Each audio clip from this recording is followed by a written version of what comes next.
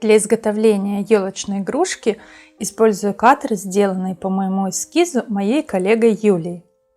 Ссылку, где можно купить катеры, я оставлю в описании. Щеточкой делаю текстуру на пласте глины.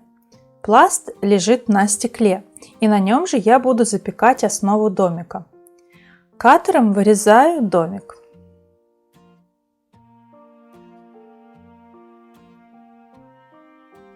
Разрезаю домик по краям.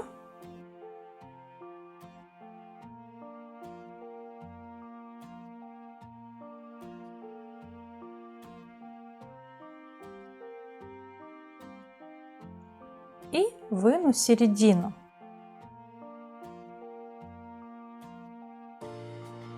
И равняю края.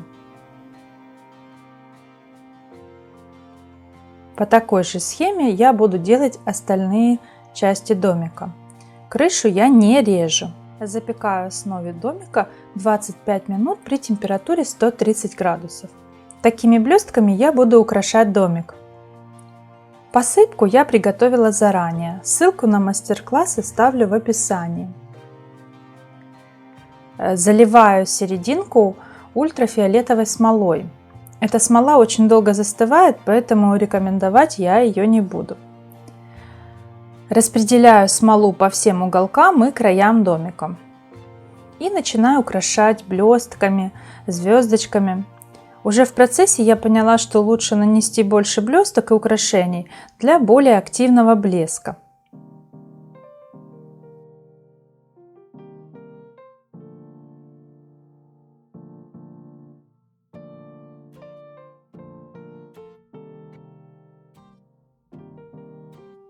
Раскладываю украшения и включаю ультрафиолетовую лампу.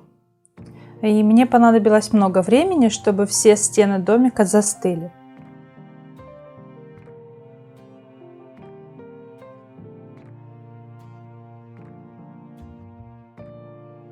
И теперь я начинаю склеивать части домика с помощью суперклея.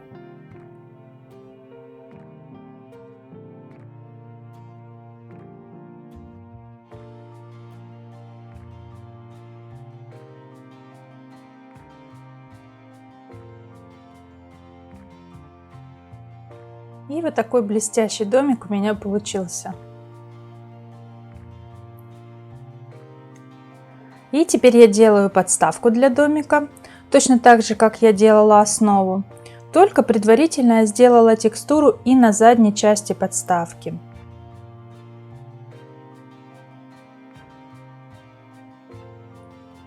И теперь вырезаю катером подставку.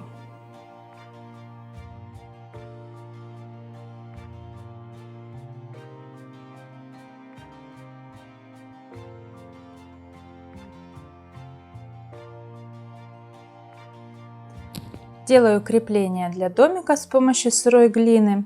Крепление я сделала из штифта для бижутерии.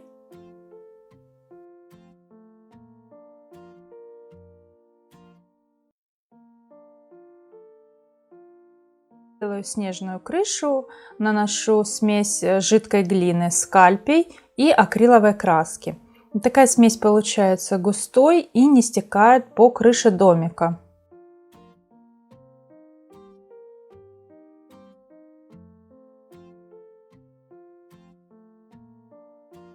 Распределяю по всей крыше домика. И посыпаю крышу посыпкой и основу домика.